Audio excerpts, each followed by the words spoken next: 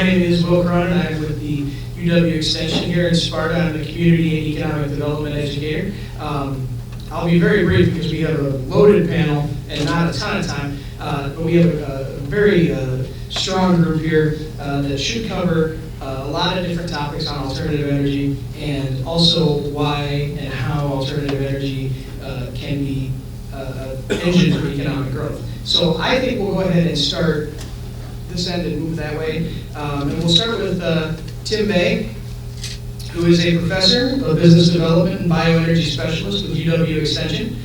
His research and educational programs serve renewable energy executives, professionals, and policy leaders. He's also served as CEO of Lafayette BioAg LLC, a renewable energy technology and project development firm. He has over 28 years of experience in industrial renewable energy projects, primarily biomass and biogas, in both executive and advisory capacities. He holds a senior position with Recon Associates, a management consulting. All right, I'll just turn it over to him. Okay, so ladies and gentlemen, Tim Bay.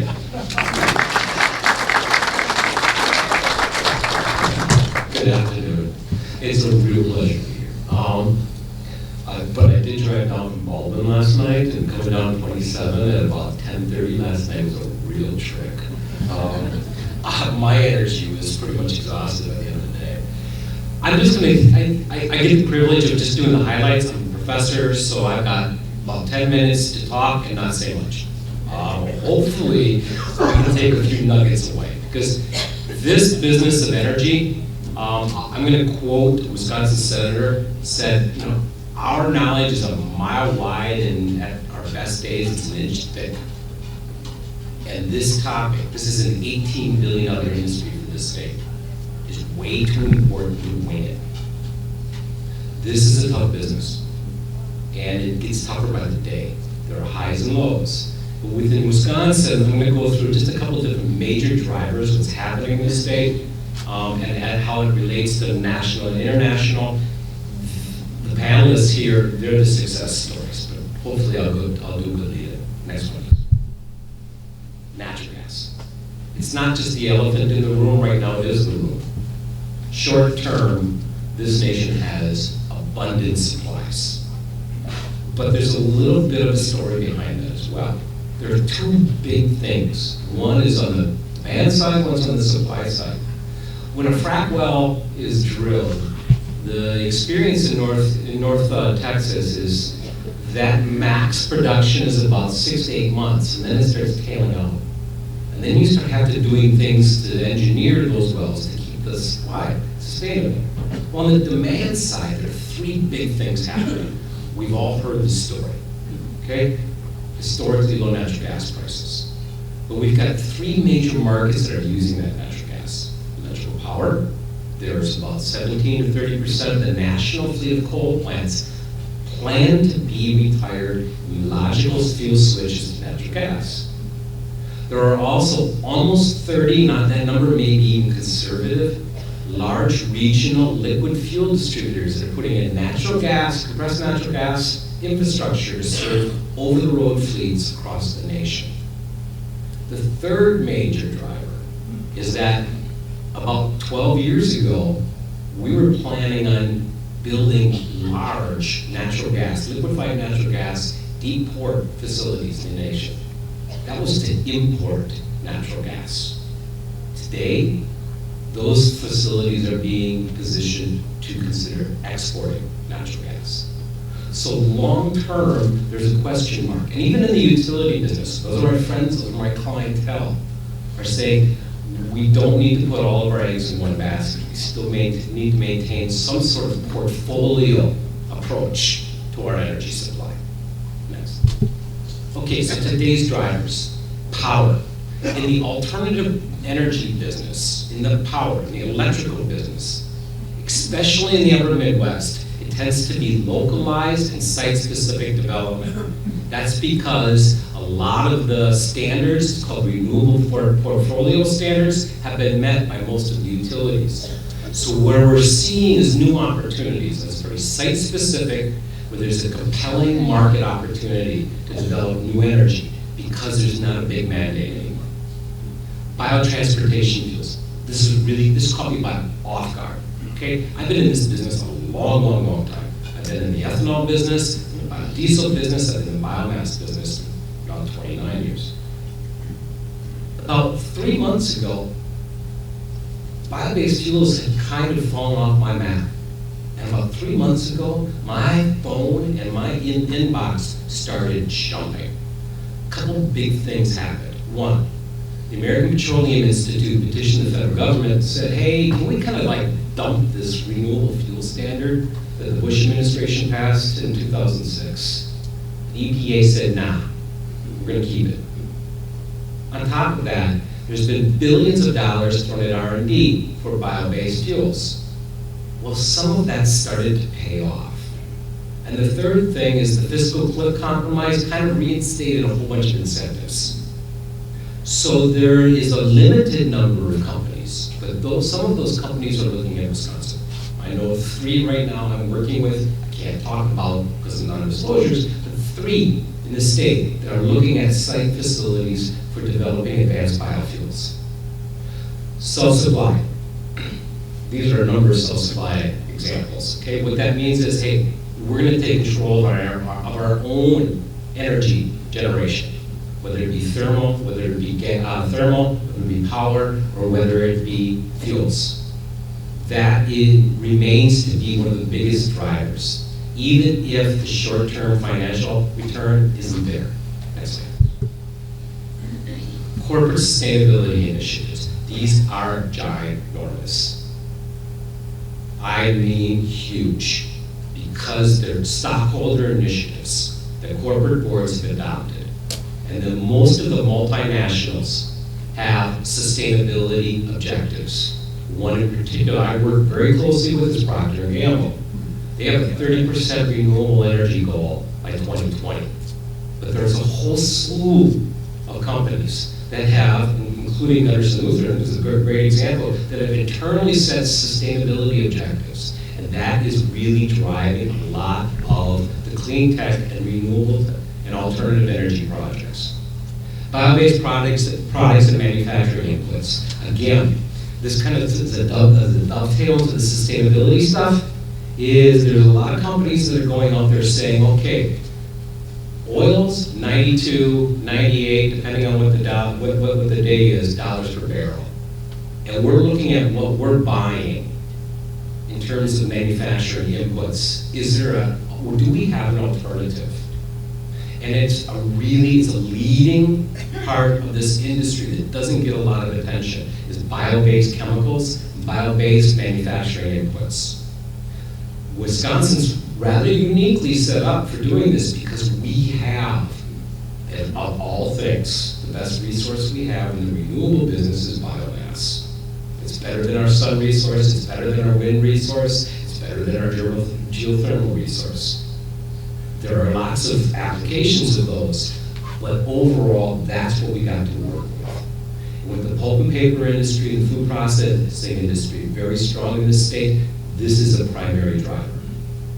Federal purchases. We heard in the presentation this morning from McCoy, the DoD is the largest single customer of energy in the United States.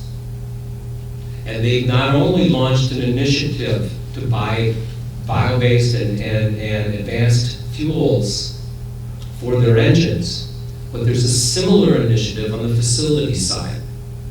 And there's a rollout, there's a whole bunch of demos that are going on right now, but it's a major driver. And they've approached this from a mission risk management perspective. Because there was a little event that some of you may have remembered a few years back.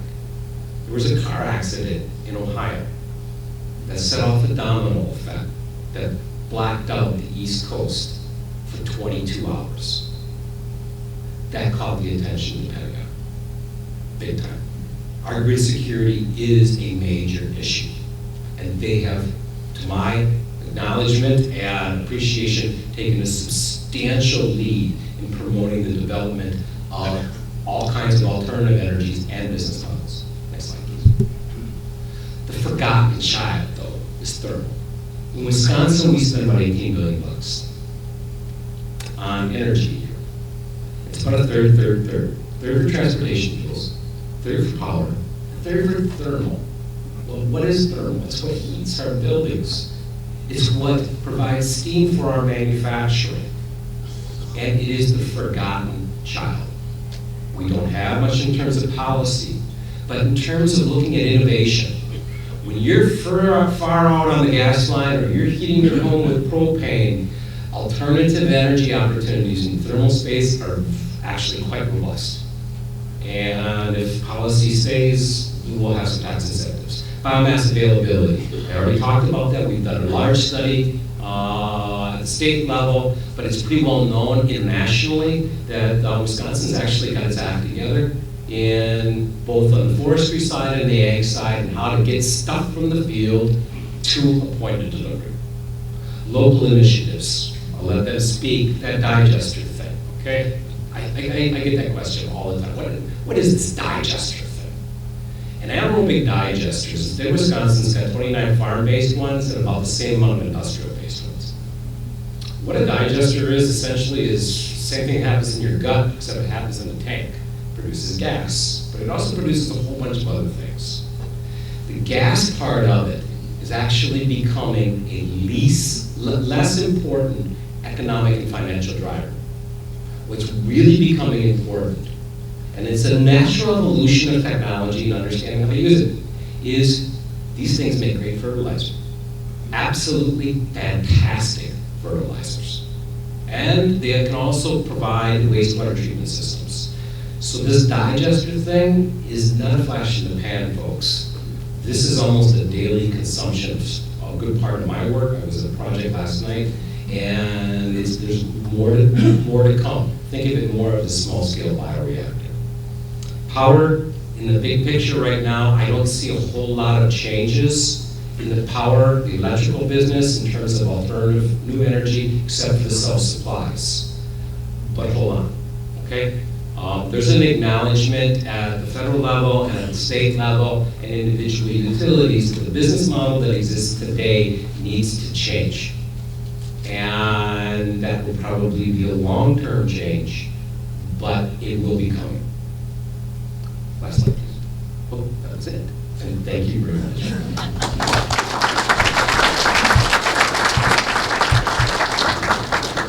Thanks, Tim. Next up, Jeff Rich from Gunderson, Executive Director of Envision with the Gunderson Lutheran Health System.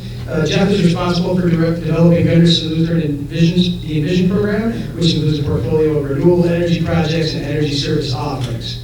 In addition, his team supports sustainability efforts within Gunderson Lutheran Health System involving energy conservation, waste management, and sustainable design. He serves as an advocate for energy and environmental improvement within the healthcare sector. Ladies and gentlemen, Jeff Rich.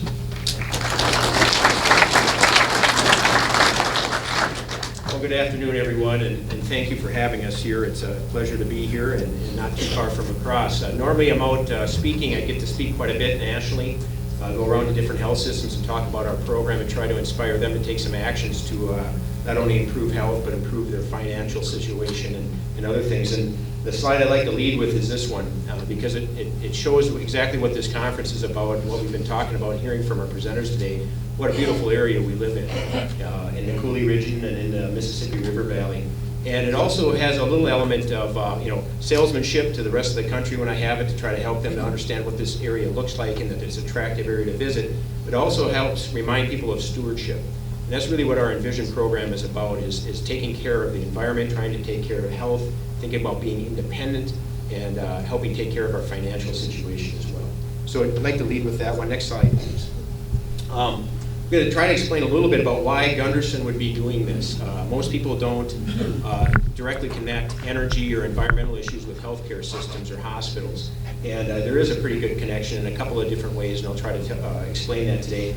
A lot of times I have a much longer speaking engagement, a half hour, 45 minutes, and I share a lot of slides with some pretty pictures. I'm going to be more or less taking you through our thinking and why we're doing this and what we're accomplishing. We have a display in the back. If you're curious to learn more, we have case studies and a bunch of other information and a website that I can certainly point you to or talk to you afterward if you'd like to learn more about what we're doing. But one of the big reasons is we're concerned about emissions. We're concerned about fossil fuel emissions in the sense that we know they're linked to disease in the human population. There's mercury in the environment. We know that sulfur dioxide and nitrogen oxides are bad for things like acid rain. Particulates are related, and there's been studies out there from the American Lung Association, American Heart Association on cardiopulmonary death and problems when we have emissions that are too high. And the mercury in the water creating reproductive issues. So there's a lot of that. A lot of studies have been out there for quite a long time that really aren't disputed. And the biggest thing is we're the biggest hypocrites. We're the ones that are the problem. You know, people want to point the finger at the utilities or point the finger at the government. That's not the problem. We're the ones that are addicted to this power and we're wasteful with how we use it. And hospitals are worse than almost anybody else. Hospitals use 2.5 times more energy per square foot than a typical building of a regular commercial building or an office building. There's some reasons for that. There's also a lot of waste in hospitals. This is not their focus. They typically don't think about it. It's not their core business, they don't think. But we're actually contributing to disease in the population, which is contrary to our mission to prevent and cure disease. So we think that this is directly related to our mission, that we need to actually walk the talk and look in the mirror and say, you know, we need to change. We need to do a better job if we really care about the health of the population and what we're doing to the environment. Next slide, please. The other side of this is that there's a business case to it. We also have a healthcare cost crisis in this country, and Gunderson, for one, is looking at all areas that they can try to reduce costs and be more efficient. And we have a lot of areas to continue to improve. We're not anywhere near where we need to be yet. But this is one area that we looked at a few years ago, and the price of electricity is on the left, price of natural gas is on the right. These are measures in dollars per kilowatt hour, and on the right, dollars per therm, which is natural gas. By the way, Gunderson's energy is 60% for thermal energy, as Tim was mentioning. Hospitals use a lot of heat. So we use BTUs, we measure all of this in British thermal units of energy. That's a common denominator. 60% of our energy is actually for heat or natural gas, and 40% for electricity. They flip-flop on cost. Electricity is higher in its cost than natural gas in our bill. But we had a bill of almost $5.5 million in 2008. This goes right to patients. It's just a direct cost that goes straight to patients. So we said, well, what can we do about this? This is increasing. We have a cost crisis in this country. Where are some areas that we can work on? We'd like to keep our doctors and be able to pay them well to attract them to this area. And that comprises a huge amount of our total expense each year, a big portion. So how do we keep those people here without having to cut them or cut back the hours or make people, you know, be seen in 5 minutes when they really need 15? What are some other areas we can work on? Well, the utility bill is one. So that's another reason we took this on. And just the price of energy alone, without us utilizing more power, was going up at $350,000 a year, just from the pricing standpoint when we looked at this in the beginning. On top of that, we were consuming more every year. We're building more buildings, we're getting more radiology equipment like CTs and MRIs, and having to consume more. So we needed to change our practice. That's the one thing we could actually affect, is how much we were consuming as a health system. Next slide, please. I'm not going to take you through all of our projects today. We don't have time in this brief little intro to what we're doing, but our Envision program we started in 2008 has 4 major pillars. The first one's energy management, the second one's waste management control, not trying to throw away as many things. Hospitals throw away a lot of bio waste and hazardous waste and pharmaceuticals and things they use in the OR. I'm trying to reduce that. We made some great strides. We recycle and reuse. We have for the 3rd year in a row, we've been over 35% recycle rate of our solid waste stream. I have some great examples there. Not throwing as much food away anymore. Some really, really neat things that we're doing outside of the energy space. And then we try to adapt principles and design standards for our new facilities so that we're not repeating the mistakes of the past, and we're really thinking about sustainable design in the future and integrating these things. So I'm going to focus on the energy management piece, in particular the alternative or renewable energy piece today. But energy efficiency is that first component, and it's a key one. Next slide, please. Our primary objective, and we set this back in 2008, and it's a very big goal, and the governor was talking earlier today about setting big targets, because if you set a big target and fall a little short, at least you make some really good gains. That's what this is. It's called a Big, Hairy, Audacious Goal. If anybody's ever read Jim Collins' book, Good to Great, a BHAG, that's what this is. We set out a goal to become energy independent by 2014, sometime in 2014, back in 2008. What we mean by that is that we're going to produce more clean, renewable power than we consume from fossil fuel sources. And that's on our buildings. We're not talking automobiles, just our buildings. That's how we frame that goal. And we believe this is the right thing to do for several reasons, which a couple of them I already mentioned. We believe it's better for human health. We believe it's better for our bottom line, for our patients' costs. We think that it strengthens our local economy. Tim had mentioned $18 billion a year being imported in fossil fuels in Wisconsin. If we can keep some of those dollars here, those help improve the jobs and the economy locally. So we think if we can produce more power locally, and especially in a distributed fashion, there's some benefits to that. And so we should try to do that with the resources that we have here. That makes sense. And then we know it improves our environment. Next slide, please. Now, we try to do this while we're balancing multiple objectives. And a lot of times people want to, say one solution fits all situations. And what we found is that's really not the case. What we're trying to do, and I think most people would agree with these goals, most people want these things. We'd like to reduce the cost of delivering health care, make it cheaper for people. We'd like to decrease emissions harmful to human health, which are different than the emissions harmful to the environment. If you're thinking carbon dioxide, I'm not talking about that in the first one. I'm talking about things like the other arsenic and benzene and cadmium and some of the other particulates and things that go up in these stacks when these fossil fuels get burned. Carbon dioxide is another issue, right? That could cause global warming. The fourth bullet is renewable resources. We think it's smart to use renewable supply rather than having to take finite supplies out of the earth. Provide benefit to the regional economy, as I just mentioned, and then improve patient experience, which is something we have to be cognizant of no matter what we do, but we have to make sure that people are comfortable and having a good experience. So we're trying to accomplish all of those goals, and what we found is there is no one solution. You can't just throw up a solar panel and say that's going to meet all of these things and do it well. It has its weaknesses. Conservation is probably the best one you can do, but you can't conserve your way to zero. So we have to employ a portfolio, and that's part of my message to you today too, is that it's not one solution, it's a portfolio of solutions, and we have to do this in balance and think about it more broadly than just one thing. Next slide, please. And if there's one takeaway that you have today, I would hope that you take this message away from me, and I know we're here to talk about alternative energy, and I'm going to get to that real quickly.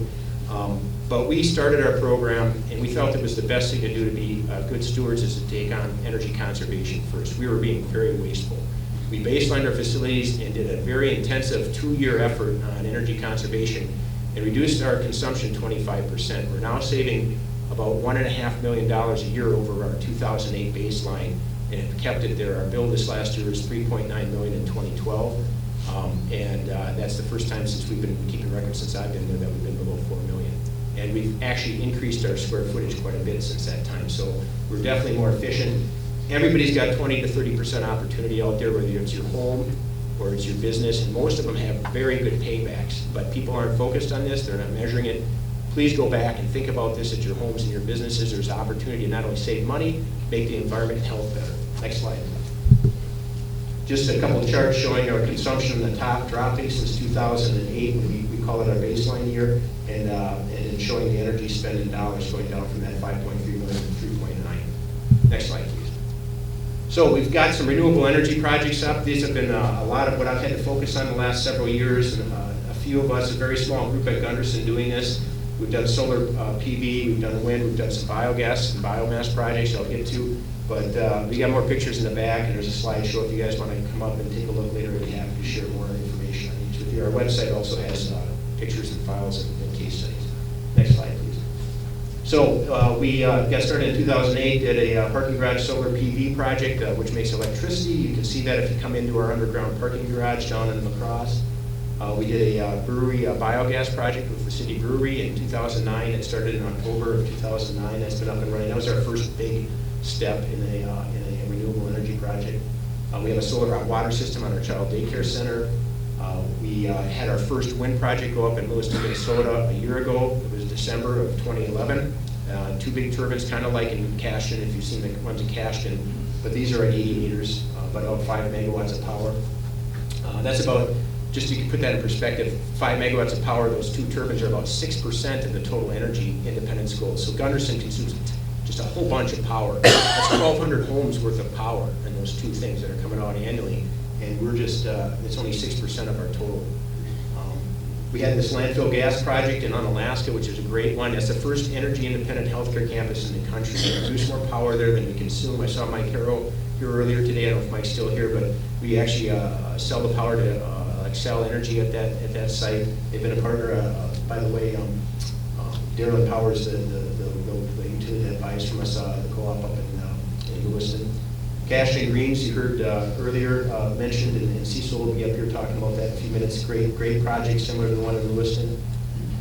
And then we've got another Renal solar hot water system. We have a geothermal heat pump system that's now going to power and cool and heat our new hospital in downtown La Crosse. We have a biomass boiler that's due to be commissioned next week and started up in 2 weeks on our main campus in La Crosse. This one project is 38% of our energy independence goal because we use so much heat. We're going to be sourcing the fuel in western Wisconsin for that biomass project, and we'll also be running some steam through a steam turbine to make electricity there.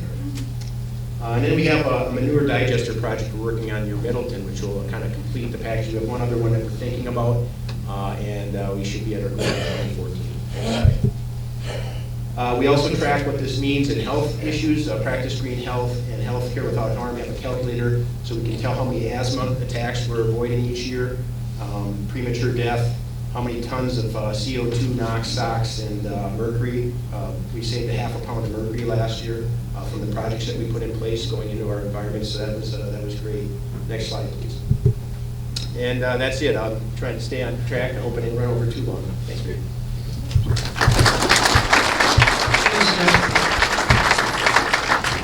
Just a real quick reminder, you do have yellow question cards on your table, so if you do have any questions, make sure you write them down, and someone will be around to collect them, and we'll hopefully get to as many as we can.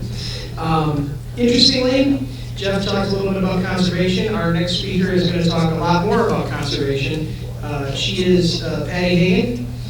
She's the coordinator nutritionist for the Monroe County Special Supplemental Nutrition Program for women, infants, and children. But she's also a member of the Monroe County Energy Team, which is doing some really interesting work on conservation at the county level. And we asked her to come and share a little bit about what the team's doing. So, Patty.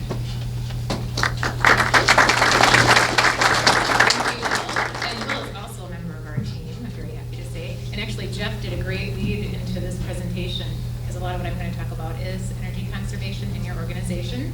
So to start with, for the energy team, our mission, as you can see, is to educate and actively assist Monroe County staff to make informed decisions that ensure comfort and energy efficiency in all facilities. And our goal is to reduce energy use by 10%, which I know may not be as big as what Jeff just said, but it's a starting point, so we're happy with that.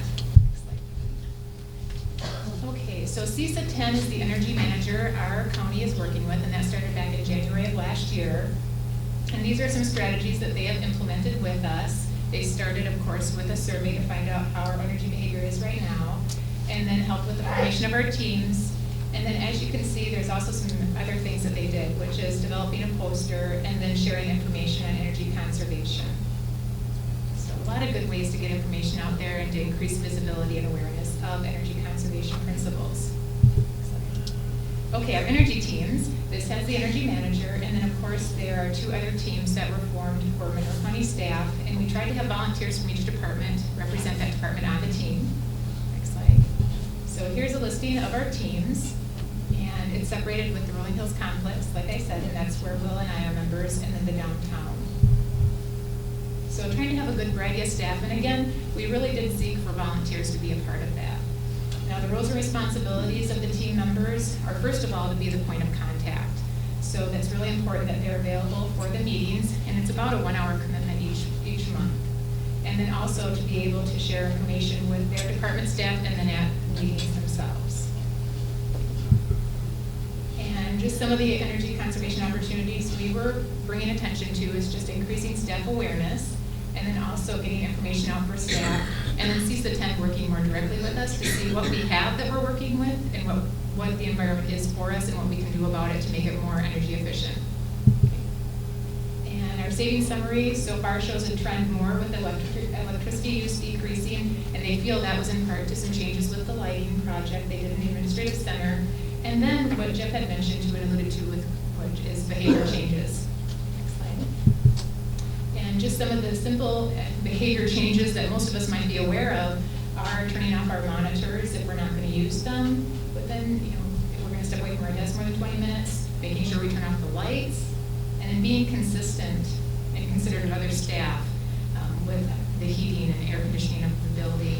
And believe it or not, these may seem very simple, but you'd be surprised surprised the differences amongst each department with how they handle this. There's really some variabilities here that we can work with.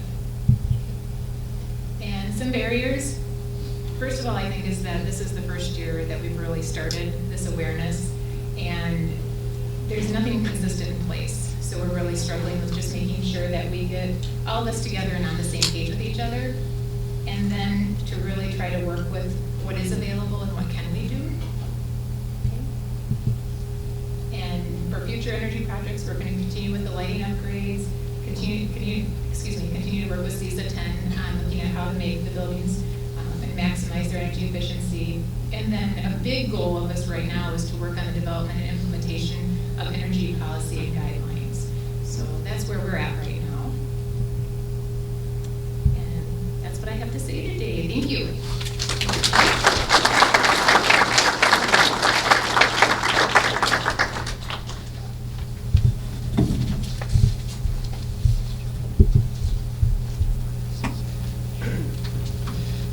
Thanks, Patty.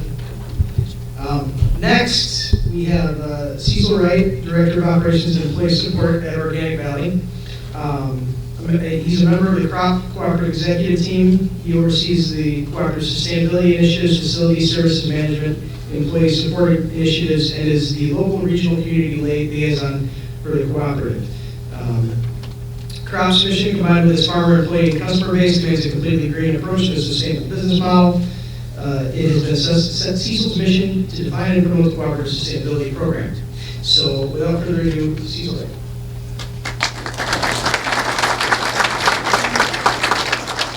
So you're probably all tired of hearing about conservation, but I have to tell you a little story.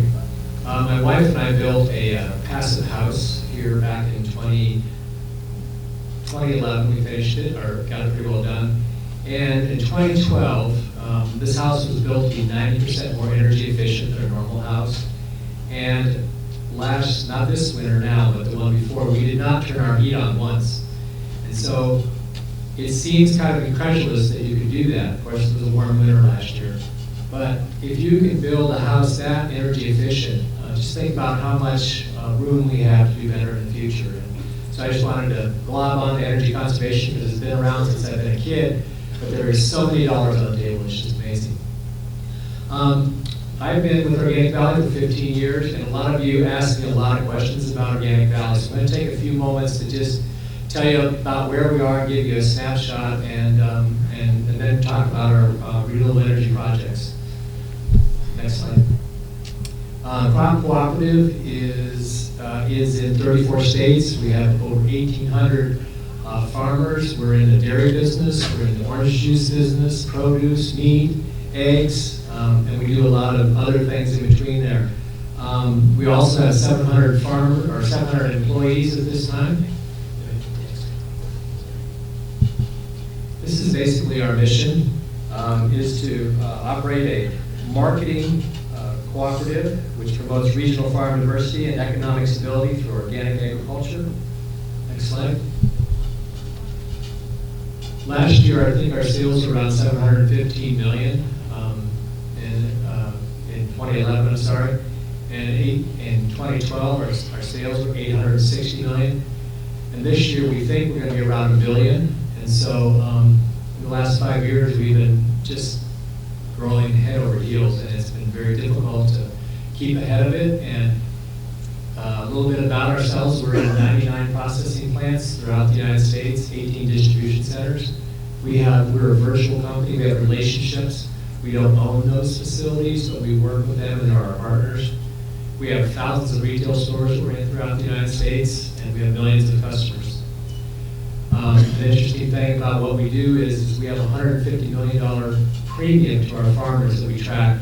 That was for last year too, so it just gives you a sense of how much more we pay over the conventional price. This is just some of our foundation principles. You know, we are all about organic food and family farms. The marketplace last year, I think, was around $30 billion for organic food, and it's been growing double digit for the last 10 years. We don't see it slowing up. There's a lot of reasons for it, that, as Jeff alluded to, around health and environment, that people are really interested in. We are a marketing cooperative. That is who we are. Our brand is Organic Valley. We've invested in that. It's known across the nation, and we've gone international as well. We do focus on putting the needs of our farmers first. That is uppermost in our minds.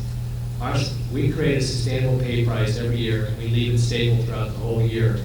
Our farmers know what they're going to get through the year, and for instance, it varies across the United States, but our pay price without quality premiums is between $26 and $32 a hundredweight per dairy, as an example. And we set that through the year, and we always try to raise it up every year and keep working on that. So our farmers are the most important to us, and we've been able to keep that as part of our mission. Sustainability is a big deal, and it's been in our mission. It's been who we are since 1988. And when we decided that we needed to do renewable energy, it wasn't really a big leap for us, and we've been at it for about 10 years now. So I'd like to go ahead and go over a few projects and areas that we look at here. The Cashton Greens project, as Jeff referred to in Cashton, we started it, maybe in 2005. I know Scott said 2003 we were starting to talk about it, and we finally got it done in 2012. So it takes a while. But right now, we are offsetting 48% of all of our energy needs with just the one turbine, because Gunderson and ourselves share the output from that 50-50. Our aspirational goal is to get to complete neutrality as far as renewable energy in 2020. We hope to get there. It is aspirational, but we're halfway there, so I'm hoping that we don't grow too fast, because it does make it harder for us to reach that goal.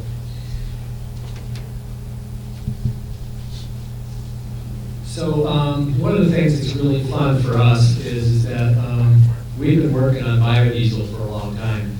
And right now in our fleet, we use about 32% of everything is biodiesel. And so we have really struggled with this over the years. And what we found is that we had to go dig into the infrastructure and support companies that were doing it. We had to figure out how to source the stuff, and then we had to figure out how to marry it with our needs. Because our industry is growing so fast, we have a real shortage of feed. And so there's a real synergy that we've been able to find with biodiesel and how to create a fuel for ourselves, and also help us get feedstocks for our organic farmers. If you don't know, I'll just give you a simple.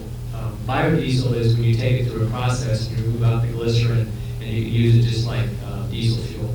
We also use vegetable oil straight for a lot of our vehicles, and we have a conversion kit. And so we've worked with some folks in Germany, and we've gotten it down so that we actually have no problems at all, and have since 2006 using biodiesel. And so there's no reason why we shouldn't be doing it.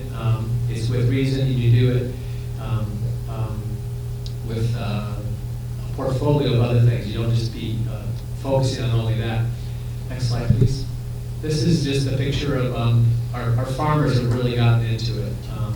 It creates independence for them. It decouples the price of their fuel from the price of petroleum, and that is what we're really focusing on in Organic Valley. Right now, we get our biodiesel at anywhere from 20 cents to 40 cents below what petroleum is going for. It's because we work backwards into the supply chain. We plan on making a fuel shed that supplies us so that we are separated from fuel going into the future. So we know this is going to take us several more years before we get there, but that's where we're going, that's what we're going to do. We have solar electric on our facilities. We have solar hot water. I know that solar hot water paid for itself right out of the chute. Our PV solar was dependent on the focus on energy and other grants that we got. So that's been a really great thing for us to be involved with. Go ahead and do the next slide. So the reasons that we got into the wind business, the renewable energy projects, is because we wanted to really fix our costs into the future. And Jeff didn't talk about it too much, but the idea of what we're trying to do is to use the energy projects we're in as a hedge. And if you know how to hedge, I still don't totally understand it, but as the price of electricity goes up or the price of energy goes up and you're in a project, there's a margin between there. So as it goes up, you go up with it. And there's this margin in between there where you've invested and you've had it. And so we were able to hedge our costs into the future. So with 48% of our cost hedged into the future right now, it's a big deal for us. And so that's important to us. The other area that's really important to us is to create independence. We don't talk enough about energy independence in this country. I know natural gas has become the hotbed of activity, but there's only going to be so much of that. We've got to get to renewables. Our stakeholders, you may imagine, are super green. They're super into what we do, and we really don't have any choice if we wanted to. Our farmers want us to do it, our consumers expect it of us, our employees expect it of us, I expect it of myself. And I think that's important for us and why we're in it and why we do it. You know, we all live on this planet, and I think we all need to take responsibility for that. Not everything's rosy in Cashton. You know, we plopped down into an agriculture area, we've expanded, we're creating jobs, we're doing all kinds of exciting things there, but we changed the complexion of that community. We've taken a lot of folks that are around us, taken away their rural life, we've created modern noises and a lot of activity, and so, you know, there's a give and take. You have to take responsibility for what's going on, you know, for your own energy, and that's why we've done it, and it's important to us that we do that. And, you know, there's trade-offs, but we feel like that we're doing the right thing. The health things that Jeff talks about are so important to us, and the environmental degradation that's happening is so important to us. Climate change is a huge deal to us and our consumers, and it should be to you. I think we've got to get past the debate on that. There shouldn't be any debate on it. There's a lot of issues around it, fossil fuel, et cetera. So with that, I want to say thank you.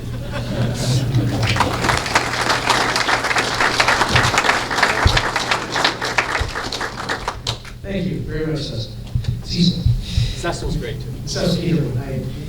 When I was a kid, Cecil Fielder was the cleanup hitter for the Detroit Tigers. So whenever I see that name, that's how I'm going to. Tigers. Yes. Last but certainly not least is Mark Flock, who is the president of the Wisconsin Geothermal Association. He's going to share with you some of the new work in the field of geothermal and other cooling issues. So, Mark.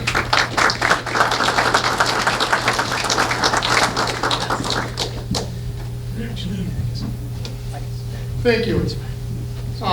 When I was setting up my booth last night, Steve came over and we chatted a little bit, and he asked me to be on this board for a panel. So I didn't get a lot of preparation. I threw together a quick PowerPoint last night. We'll see how she goes. Yeah, I am the president of the Wisconsin Geothermal Association. The Wisconsin Geothermal Association, our mission is to promote the advance of geothermal technology in the state of Wisconsin. Geothermal renewable energy, what is it and where does it come from? It comes from the sun, and that's why it's renewable. It's about 47% of the sun's rays that reach the earth actually are absorbed by the earth. And we can take that heat that's absorbed by the earth and use it for heating homes. We can use it for heating hot water. We can use it for actually cooling your homes. So there's a lot of different uses for the geothermal technology. It's not a new technology. As the slide shows, in 1892, America's first district heating system in Boise, Idaho, was powered by geothermal. A lot of people think this is a brand new technology. It's not. It's been around for many, many years. Different applications for it are forest air heating and cooling, supplemental water heating, dedicated water heating. We can do radiant floor, we can do snow melt, lots of different purposes. Add-on splits to fossil fuel furnaces. That's actually a real good one because that allows us to help the power companies with load shedding and other issues that they have, where they have high peaks and they need to shed their load. We can do it using geothermal. We use the energy when they have an excess of it, and when they're short, we just simply switch it over to another fuel. Geothermal systems move heat. They don't create the heat. All we're doing is we're using a heat pump and ground loop exchange system to absorb heat from the earth and move it into your home. And that picture there was just a photo of a ground source loop where it's showing the energy being absorbed from the earth and brought into the home. The next slide here shows actually an open trench system. I think I have another shot of it as well. Wisconsin has been in the forefront actually of geothermal installations throughout the nation. This particular style of loop field is called the Wisconsin Racetrack. So it was actually developed right here in Wisconsin. There's different types of loop fields, different ways of putting these loops in that we can absorb energy from the earth. The previous slide, you see it was a great big huge trench through the ground. We don't have to do it that way. Right here we're showing a vertical loop which takes up very, very little room. It can be put in almost anywhere. We've put them in places like downtown La Crosse, so they can go in almost anywhere. This is a shot of, I think I see Jake Shiloh here. This is actually Jake's rig from Tri-County drilling in a vertical loop field. So what we do is we just simply bring in a well drilling rig and we bore some holes into the earth. We put in a geothermal loop, which we then grout into the ground, and it absorbs the heat from the ground. And it can go, you can see the rig is almost right up against the house. It can go into some pretty small yards. There's a lot of benefits to the geothermal systems. Energy savings of 50 to 75%. I actually, this morning, got my bill from Alliant Energy. I think I seen someone here from Alliant as well. My heating costs for my home for February were $70. So it's a very, very efficient method of doing it. Very quiet operation. It makes for very even heat. You get rid of the noisy outdoor units, less maintenance to the equipment, longer life, no flames, much safer. Get rid of tanks, environmentally friendly and very, very clean. If you're a typical homeowner, about 60 to 70% of your total energy bill goes for heating, cooling, and hot water. The rest is for lighting, appliances, other things. As we've heard from some other people here, the biggest opportunity to save on your home's energy bills is in your heating and cooling needs. And we can do that using geothermal. This is just a comparison in the efficiencies between different types of heating. And as you can see, fossil fuel furnaces, 80 to 95% efficient. Actually, I think we have a new unit now that's about 98. Electric furnace or baseboard is considered 100% efficient. That means you put a kilowatt of electricity into that electric baseboard and you get a kilowatt of heat back out. Air source heat pumps get better. They're 180 to 200% efficient, but in our climate they're very limited in what they can produce, because as the air temperature outside falls off, so does their efficiency. And eventually you reach the point where they just can't squeeze any more heat out of that air. Ground source heat pumps are different. Because we're using the energy that's stored in the earth, and the earth's temperatures are so stable, we're able to use them year round. They're really not affected by the cycles above the surface. Geothermal heat pumps now are 400 to 600% efficient. That means we use a kilowatt of electricity to run one, we'll get 4 to 6 kilowatts of energy back out of it. And that's really the story behind why geothermal is usually part of the portfolio of any company that is trying to save energy in any home that's trying to make major energy savings. Geothermal becomes part of that portfolio. So, here's some resources where we got information. Thank you very much.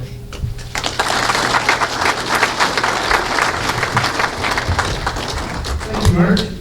We have time right now for one or two questions. If I haven't received any question cards at this point. Well, we have got a lot of time, so. Yeah. Hold your cards up if you have them.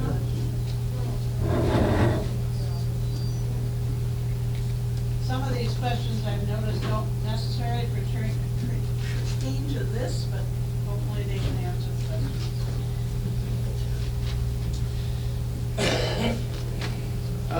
Okay, let's try this out.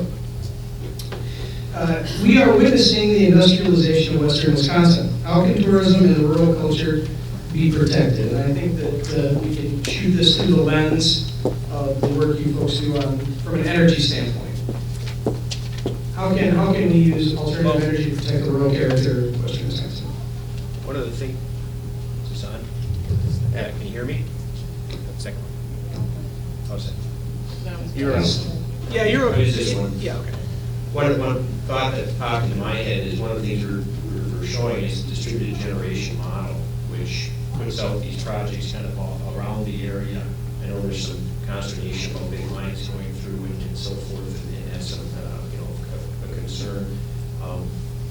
So I think, you can think about that, the fact that more people do this in their homes or their businesses. Now the landscape's maybe not impacted as much from a big infrastructure standpoint. So that might be one advantage. And then obviously the economic pieces. But I think the question was more about how we protect the nature or the environment with those comments. Anyway, that's my thought. Well, it doesn't necessarily protect our particular environment. For instance, with coal, we're helping somebody else, so it's that not my backyard thing. So if we can take responsibility for creating local sources, then we can also, if it's renewable, it's generally clean, we can definitely take more responsibility right here. Okay, one more question, folks. And this is one that didn't come up during presentations, but it's an interesting one. Is there any support for more nuclear generation down the road? What's the feeling on that? Yes. Yes, there's support, and it's a common theme in the halls of policy, is revisiting nuclear. Will it happen right now? Wind beats nuclear on a kilowatt basis by about 5 times. So, yeah. The cost of siting and developing a nuclear plant is quite prohibitive, okay, but there's a lot of interest in the policy circles. Okay. All right, well, that, folks, is our time. We're going to get into our break now. And I just want to thank our panel again. Great job. Really a lot of good information.